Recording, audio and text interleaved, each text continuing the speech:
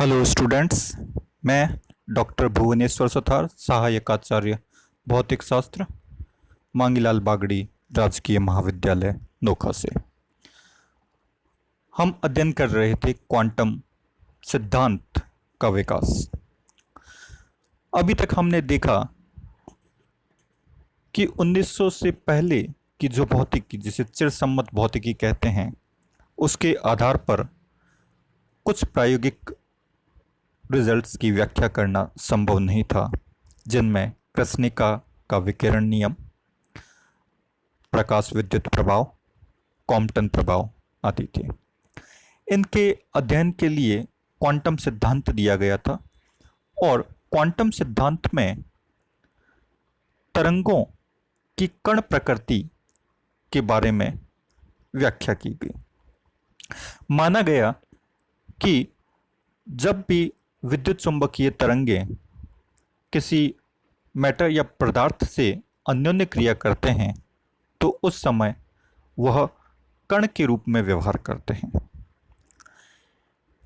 इसी प्रभाव के बारे में और अधिक अध्ययन किया गया था डी ब्रॉगली के द्वारा।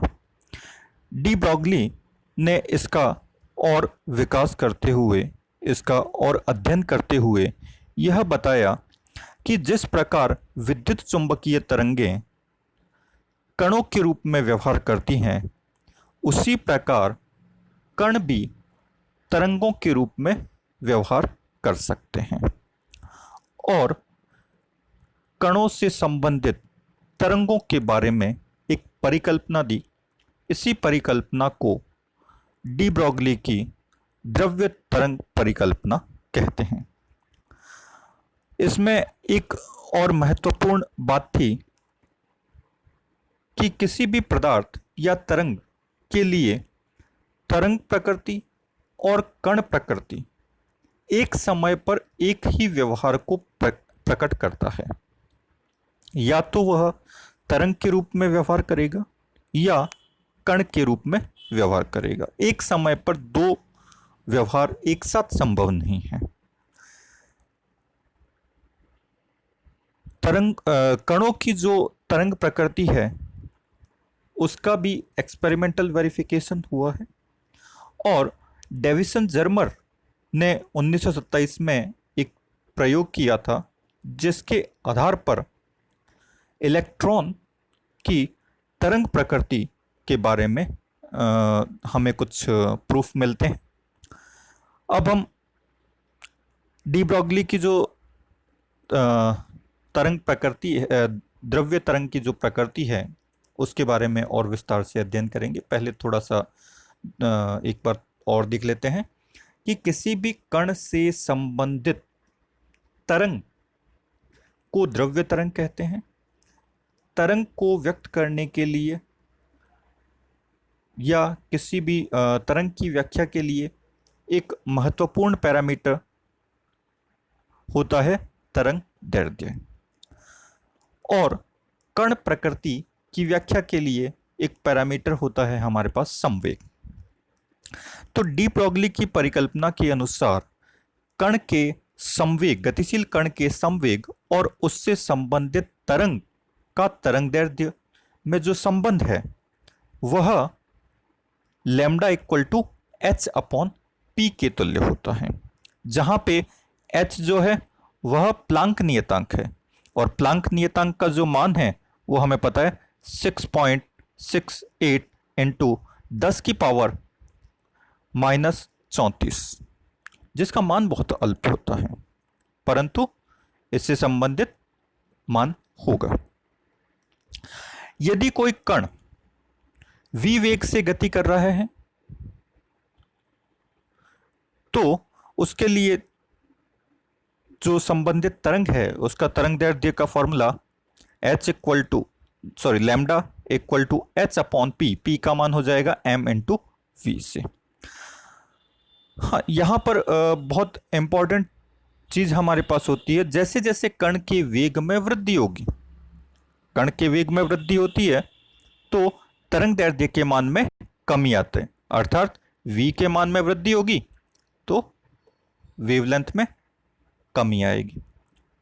और अगर v के मान में कमी होगी तो लैम्डा के मान में वृद्धि होती है। तो यह रेसिप्रोकल होते हैं, एक दूसरे के व्युत्क्रमानुपाती होते हैं। इसी प्रकार नॉन रिलेटिविस्टिक केस में, असापेक्षिकीय केस में, यदि हमें कण की गतिज ऊर्जा पता है E equal to half M not V square, जहां पर एम नॉट कण का विराम द्रव्यमान है, v कण का वेग और E कण की गतिज ऊर्जा है, तो इस केस में तरंग दैर्ध्य का फॉर्मूला हो जाएगा h upon under root 2 M naught E. यह असापेक्षिकीय केस में, नॉन रिलेटिविस्टिक केस में कण के वेग या कण की गतिज ऊर्जा के रूप में तरंग दैर्ध्य के मान को ज्ञात करने के लिए हमारे पास दो फॉर्मूले हैं। अगर कण का वेग v c के आसपास हो या रिलेटिविस्टिक केस हो तो हम ये फॉर्मूले यूज नहीं कर सकते। वहां पर हमें पता है कण का जो द्रव्यमान होता है वह कण के वेग के साथ में परिवर्तित हो जाता है। अगर कण के वेग में परिवर्तन करेंगे तो कण के द्रव्यमान में भी क्या होगा, परिवर्तन होगा। यह हम अध्ययन कर चुके हैं फर्स्ट ईयर में रिलेटिविस्टिक केस के लिए। तो अगर रिलेटिविस्टिक केस में किसी कण की जो कुल ऊर्जा और संवेग हमें पता है तो उनके मध्य संबंध हमें पता है E equal to under root P square C square plus 2 M naught C 4, जहां पे P संवेग है, अपेक्षिकीय संवेग होता है, C प्रकाश का वेग जिसका मान 3 इंटू 10 की पावर 8 मीटर पर सेकंड होता है, एम नॉट कण का विराम द्रव्यमान है। तो इसके संगत कण की तरंग दैर्ध्य का मान ज्ञात करना है तो हम यहां से P का मान समीकरण में पुट करके कण का संवेग ज्ञात कर सकते हैं। तो ये कुछ केसेस हैं जहां पे वैल्यूज ज्ञात कर रखा है।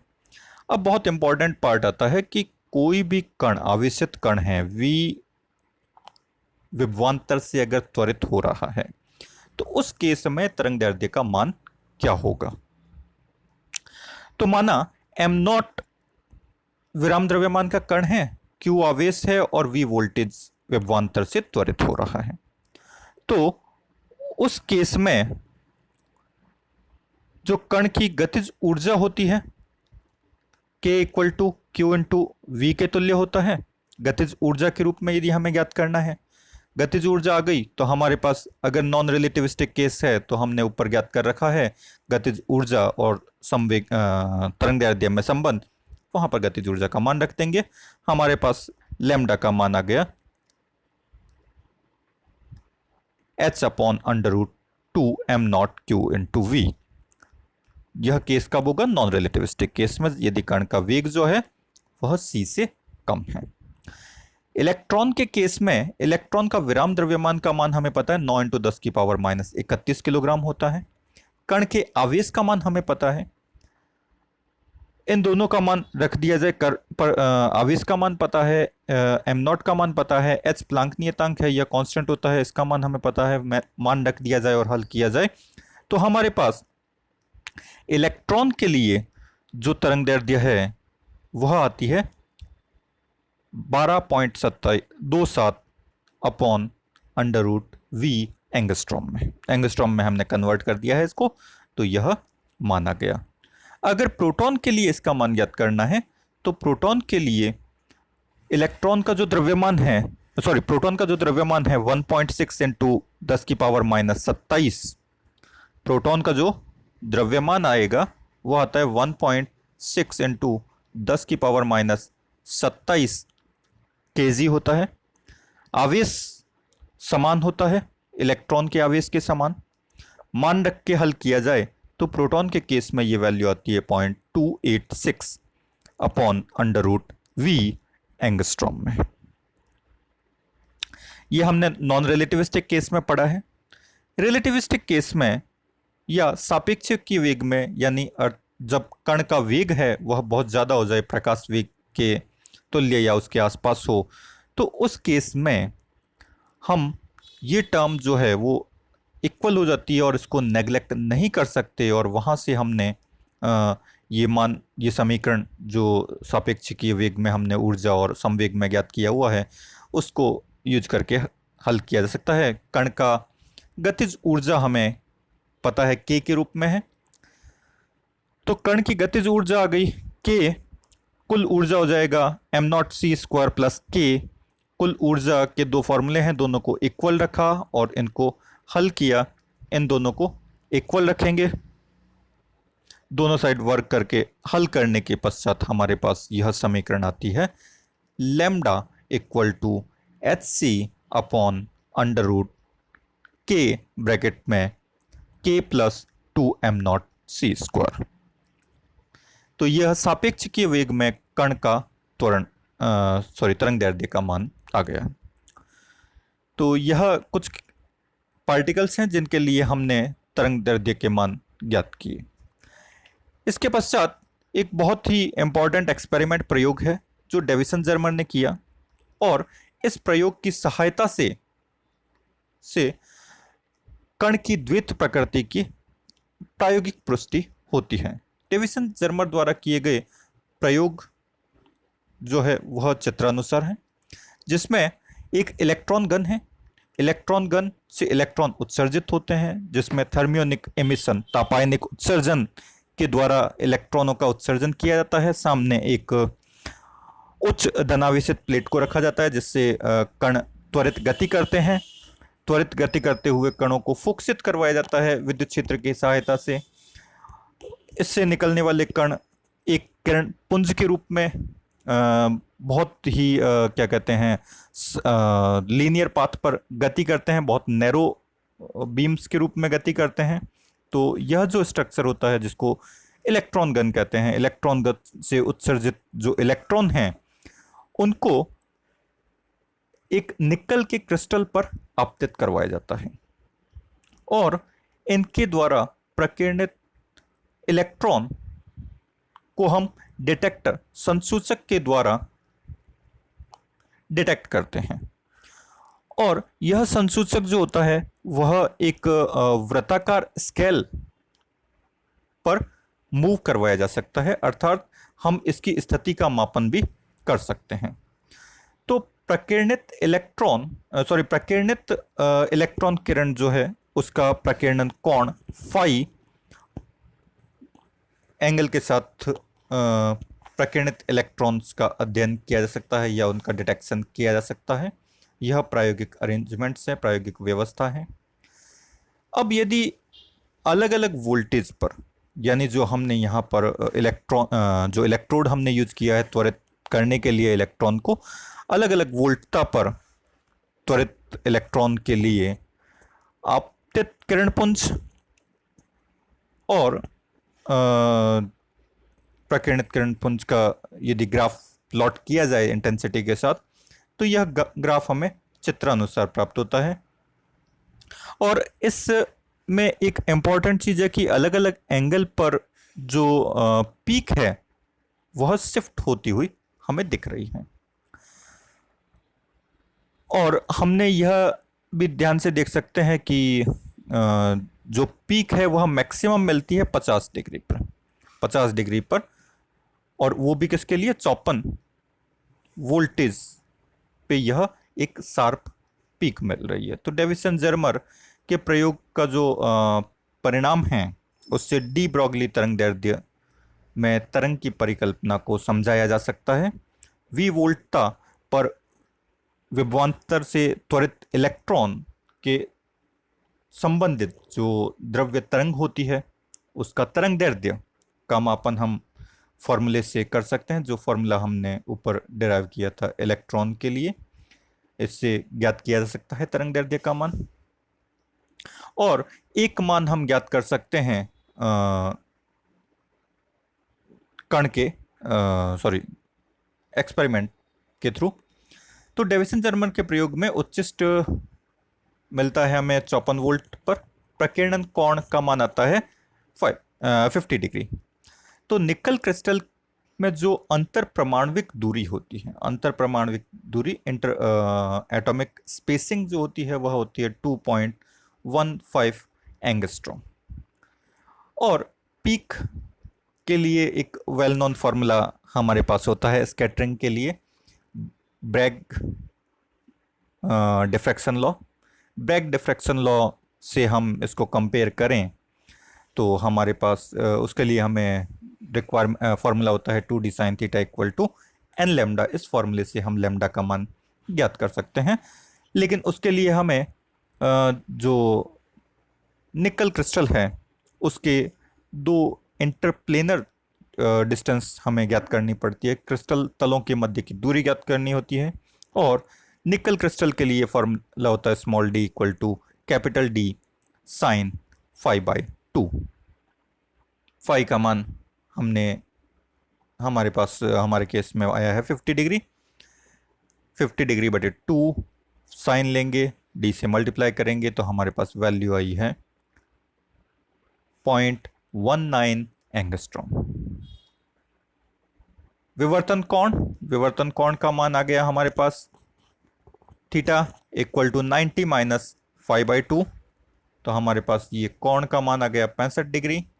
तो यहाँ से हमने इलेक्ट्रॉन के लिए लैम्डा का मान ज्ञात करेंगे ब्रैग्स लॉ से, और n इक्वल टू 1 के लिए जो हमारे पास तरंग दैर्ध्य आती है अलग अलग मान रखने के पश्चात वो आती है 1.65 एंगस्ट्रॉम। और डी ब्रॉगली परिकल्पना के अनुसार 54 डिग्री वोल्टेज पर त्वरित इलेक्ट्रॉन के लिए जो तरंग दैर्ध्य का मान आता है वो आता है 1.67 एंगस्ट्रॉम। अर्थात प्रयोग के द्वारा जब हमने इलेक्ट्रॉन किरण पुंज के रूप में यूज किया और उसका जो पीक मिलता है वह मिलता है 1.65 एंगस्ट्रॉम की वेवलेंथ के लिए, और डी ब्रॉगली के अनुसार 54 वोल्ट से त्वरित इलेक्ट्रॉन की तरंग दैर्ध्य जो है वह 1.67 एंगस्ट्रॉम होनी चाहिए। दोनों लगभग बराबर होते हैं, अर्थात दोनों यह पुष्टि करते हैं कि इलेक्ट्रॉन जो है वह इस समय तरंग प्रकृति को शो करता है और विवर्तन के थ्रू यह मैक्सिमा प्राप्त होता है। ब्रैग्स लॉ हमने पढ़ा हुआ है, जब कोई भी किरण इंटरप्लेनर पे आपतित होती है तो डिफरेंट एंगल पे स्कैटरिंग होती है और मैक्सिमा की जो कंडीशन मिलती है 2d sine theta equal to n lambda. तो यहाँ पे हमने देखा डेविसन जर्मर के प्रयोग में कि ब्रैग्स लॉ से प्राप्त वेवलेंथ और डी ब्रॉगली की परिकल्पना से प्राप्त वेवलेंथ दोनों का मान समान प्राप्त होता है, जो यह पुष्टि करता है कि इस केस में इलेक्ट्रॉन जो है वह तरंग व्यवहार को प्रदर्शित करते हैं। धन्यवाद। Thank you.